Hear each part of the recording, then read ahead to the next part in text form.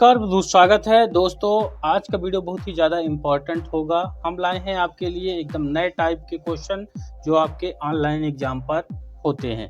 तो दोस्तों, अगर आप चैनल पर नए हैं तो सबसे पहले आप चैनल को सब्सक्राइब कर लीजिए बिल्कुल फ्री में, ताकि अगले वीडियो का जानकारी आपको मिल जाए सबसे पहले। साथ ही अगर आप वीडियो को पसंद कर रहे हैं तो इसको लाइक और शेयर ज़रूर कर दें।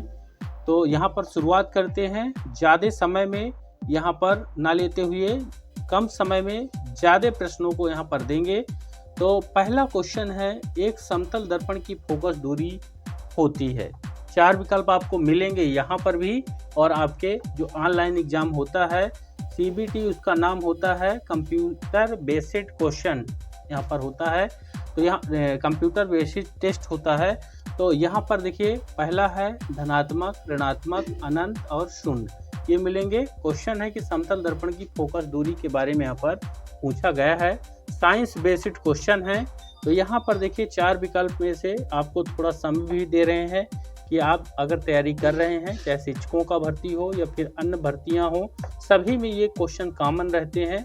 और यहाँ पर आप तैयारी कैसी चल रही है उसको भी चेक कर सकते हैं। तो इसका सही आंसर यहाँ पर आपको बताते हैं। राइट आंसर हो जाएगा 3 नंबर वाला, अनंत होती है समतल दर्पण की फोकस दूरी। दूसरा वाला यहाँ पर क्वेश्चन है कि इलेक्ट्रॉन किस गति में नाभिक के चारों ओर घूमते हैं। रैखिक है, चक्रण है, कंपन है और कक्षीय है। यहाँ पर देखिए, आपको उत्तर संबंधित विकल्प में से ही देने होते हैं। अगर आपने क्वेश्चन इसको पढ़ा है और डिटेल पढ़ा है, तभी इसके बारे में आप क्वेश्चन के आंसर दे सकते हैं। तो यहाँ पर पूछा गया है, इलेक्ट्रॉन किस गति में नाभिक के चारों ओर घूमते हैं। तो यहाँ पर देखिए, ये हो गया हमारा, यहाँ पर बीच में हो गया नाभिक और यहाँ पर हमारे रहते हैं इलेक्ट्रॉन। ये राउंड करते हैं संबंधित जो है दूरी बना करके। अब क्वेश्चन है कि किस गति में ये घूमते हैं। रैखिक, चक्रण, तो इस तरह से है यहाँ पर। तो आपको इसके लिए समझना होगा। इसका राइट आंसर हो जाएगा कक्षीय में। कक्षीय में यहाँ पर घूमते हैं। इसको भी यहाँ पर समझा देते हैं। जैसे मान लीजिए कक्षा हो गई और बीच में ये नाभिक हो गया आपका, और यहाँ पर इलेक्ट्रॉन होते हैं। यहाँ पर संबंधित अलग अलग परमाणु के अलग अलग इलेक्ट्रॉन होते हैं। ये राउंड करते हैं और ये जो है इस तरह से, और ज़्यादा इलेक्ट्रॉन है तो दूसरा कक्षा बन जाएगा। तो इनकी जो राउंडिंग की गति होती है वो कक्षीय होती है। ऐसे चलते हैं ये, ठीक। तो ध्यान रखिएगा, इसका राइट आंसर कक्षीय हो जाएगा। अगला इंपॉर्टेंट क्वेश्चन है कि निम्न में से कौन सी अदिश राशि है। अदिश और सदिश के लिए हमेशा पूछा जाता है। तो अदिश राशि यहाँ पर बताना है कार्य, विस्थापन, वेग और उपरोक्त सभी यहाँ पर। तो इस तरह वाले क्वेश्चन में ज़्यादातर जो है ये 4 नंबर वाला सही होता है, लेकिन ये नियम सब में लागू नहीं होता है दोस्तों। तो ज़्यादातर जो होते हैं परीक्षार्थी वो उपयुक्त सभी में करते हैं, लेकिन ये सही नहीं होगा। यहाँ पर अदिश राशि पूछी गई है। अदिश राशि हो जाएगी दोस्तों यहाँ पर कार। ज़्यादातर यहाँ पर अगर वह आता है शुरू में तो वो सदिश होता है ज़्यादातर में। कुछ अपवाद भी हैं, विद्युत धारा, द्रव्यमान वगैरह, लेकिन वह अगर आता है तो सदिश की श्रेणी में आ जाता है। जैसे इसमें नाम में, विस्थापन में वह है और वेग में भी वह है। तो ये इस तरह में सदिश ये कुछ में ही लागू होता है, जब कुछ न बने तो ये वाला फार्मूला अपना लीजिएगा। अगला इंपॉर्टेंट क्वेश्चन यहाँ पर है। क्वेश्चन है कि किस देश में इबोला वायरस की नई प्रजाति बम्बाली वायरस को खोजा गया है। इबोला वायरस है एक, उसकी नई प्रजाति बम्बाली वायरस है। इसको खोजा गया है मोजाम्बिक, सियरा लियोन, रवांडा और नाइजीरिया। कौन से देश में यहाँ पर खोजा गया है यहाँ पर। तो यहाँ पर राइट आंसर आपको बताते हैं। सही उत्तर हो जाएगा सियरा लियोन में खोजा गया है। अगला इंपॉर्टेंट क्वेश्चन है। क्वेश्चन आपके सामने है। क्वेश्चन है कि निम्न में से किस राज्य ने हाल ही में विकलांगता सूची में एसिड अटैक पीड़ितों को शामिल किया है। कौन सा राज्य है भारत का जिसने एसिड अटैक पीड़ित को शामिल किया है विकलांग वाली श्रेणी में। बिहार, उत्तर प्रदेश, तेलंगाना और मध्य प्रदेश, ये 4 विकल्प आपको देखने को मिलेंगे। तो इसका सही उत्तर हो जाएगा यहाँ पर राइट आंसर मध्य प्रदेश। यहाँ पर चौथा वाला सही हो जाएगा। अगला इंपॉर्टेंट क्वेश्चन है। क्वेश्चन है कि आकाश में उड़ते हुए पक्षी में होती है।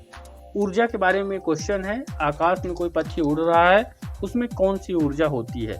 गतिज ऊर्जा और स्थैतिक ऊर्जा दोनों होती है। गतिज ऊर्जा होती है, स्थैतिक ऊर्जा होती है, ना तो गतिज होती है और ना ही स्थैतिक होती है।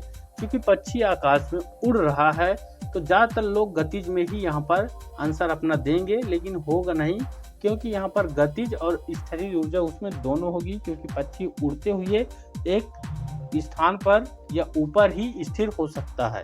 तो राइट आंसर पहला वाला हो जाएगा, गतिज और स्थैतिक ऊर्जा दोनों उसमें होती है। अगला इंपॉर्टेंट क्वेश्चन है, सोने का शुद्धतम रूप कौन सा होता है?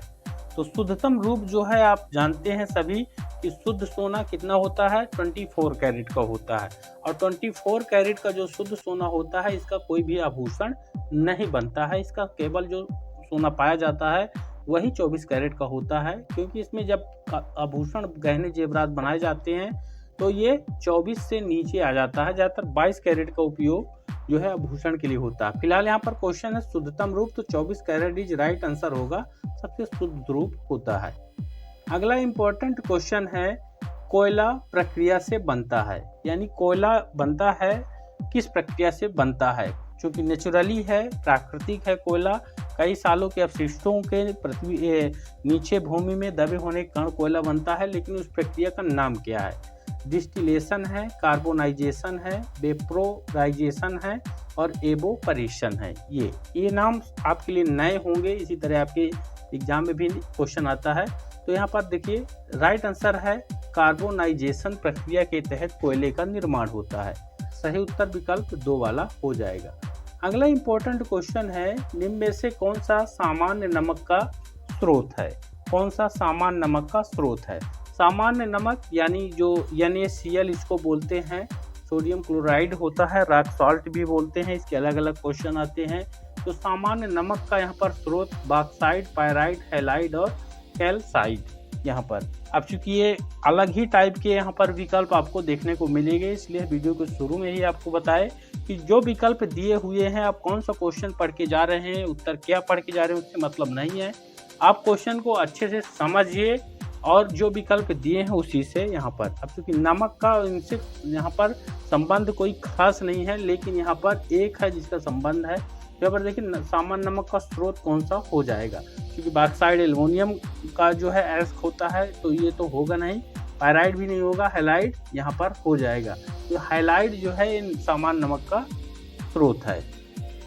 अगला इंपॉर्टेंट क्वेश्चन है, मनुष्य के मूत्र में कौन सा अम्ल पाया जाता है, अम्ल या एसिड पाया जाता है? तो malic acid, lactic acid, tannic acid और यूरिक एसिड यहाँ पर।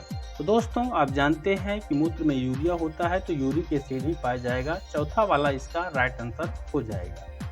अगला इंपॉर्टेंट क्वेश्चन है, नामाटोड द्वारा कौन सा रोग होता है? नामाटोड द्वारा तो यहाँ पर देखिए लेप्रोसी है, एमीबिएसिस है, फाइलेरियासिस है और मायोलिटिस है। यहाँ पर ये 4 आपको विकल्प मिलेंगे यहाँ पर। और नामाटोड द्वारा कौन सा रोग होता है, क्वेश्चन हो गया। तो यहाँ पर देखिए आपको उत्तर बताते हैं, राइट आंसर 3 नंबर वाला हो जाएगा, फाइलेरियासिस ये रोग होता है नामाटोड द्वारा। अगला इंपॉर्टेंट क्वेश्चन है, यहाँ पर देखिए एंजाइम मदद करता है। एंजाइम के बारे में आपने सुना है, देखा है, आपकी उपयोगी है, पहचाना है। तो एंजाइम मदद करता है किसमें? श्वसन क्रिया में, भोजन पचाने में, इम्यून तंत्र में और प्रजनन में। ये 4 विकल्प, क्योंकि विकल्पों में बहुत ज़्यादा बारीक अंतर होता है, इसलिए थोड़ा सा दिक्कत हो जाती है और आपका क्वेश्चन गलत हो जाता है। तो यहाँ पर देखिए जो एंजाइम होता है वो भोजन के पाचन के लिए बहुत ही ज़्यादा आवश्यक होता है। राइट आंसर 2 वाला विकल्प हो जाएगा। अगला इंपॉर्टेंट क्वेश्चन है कि भोजन का पाचन सामान्य रूप से में होता है, यानी कहाँ पर होता है? जो अंदर हमारी प्रक्रिया चलती है भोजन करने के बाद, तो भोजन को पचाने में यहाँ पर छोटी आंत में, यकृत में, जठर में, बड़ी आंत में। यहाँ पर देखिए दोस्तों छोटी आंत और बड़ी आंत दोनों यहाँ हुआ नाम। अब यहाँ पर डाउट क्रिएट हो जाता है कौन से में होगा भोजन का सामान्य रूप से पाचन, यहाँ पर पूछा गया है। तो सामान्यतः जो है छोटी आंत में यहाँ पर होता है। हालांकि ये छोटी आंत इसका नाम है, होती बड़ी है, ये आप ध्यान रखिएगा, ठीक। तो छोटी आंत में समान रूप से भोजन का पाचन होता है। अगला इम्पोर्टेंट क्वेश्चन है कि सबसे बड़ी धमनी नाम से जानी जाती है। यानी सबसे बड़ी जो धमनी होती है वह किस नाम से जानी जाती है? धमनिका, महाधमनी, महाशिरा, फुफ्फुस धमनी। तो सबसे बड़ी यहाँ पर धमनी का नाम यहाँ पर क्या होगा? तो यहाँ पर राइट आंसर आपको बताते हैं, उसको महाधमनी कहते हैं। विकल्प नंबर 2 वाला सही हो जाएगा। अगला इंपॉर्टेंट क्वेश्चन आपके सामने है। क्वेश्चन है एल्बो किस प्रकार का जॉइंट है? एल्बो जॉइंट, तो एल्बो यानी इसका हिंदी में इसका तो क्वेश्चन सरल टाइप का है। एल्बो मतलब कोहनी होती है, तो ये तो आप जानते हैं, लेकिन उसका जिक्र यहाँ पर चारों विकल्पों में से किसी में नहीं यहाँ पर किया गया है। देखिए, पाइवट, बाल एवं सॉकेट, हिंग जॉइंट और ग्लाइडिंग जॉइंट। यानी अंग्रेजी यहाँ पर नाम देने से जो है आपको डाउट क्रिएट कर दिया जाता है कि आपसे बनता हुआ क्वेश्चन जो है कठिन हो जाए। तो एल्बो किस प्रकार का जॉइंट होता है, यहाँ पर इसी आने में आपको कठिनाई का सामना करना पड़ रहा होगा। तो चलिए मैं बता देता हूँ, इसका है हिंग जॉइंट कहते हैं। एल्बो जो होता है हमारा हिंग जॉइंट होता है, ये ध्यान रखिएगा। तो दोस्तों, आज के इस वीडियो पर हम 15 क्वेश्चन आपको बताए हैं। चैनल को सब्सक्राइब कर लीजिए अगर आप नए हैं, ताकि जो अगला वीडियो आए जिसमें और भी ज़्यादा क्वेश्चन हम एक वीडियो के अंदर लाएंगे, आपको उसका जानकारी मिल जाए। और इसको लाइक और शेयर करेंगे। मिलते हैं अगले वीडियो पर नए प्रश्नों के साथ। धन्यवाद।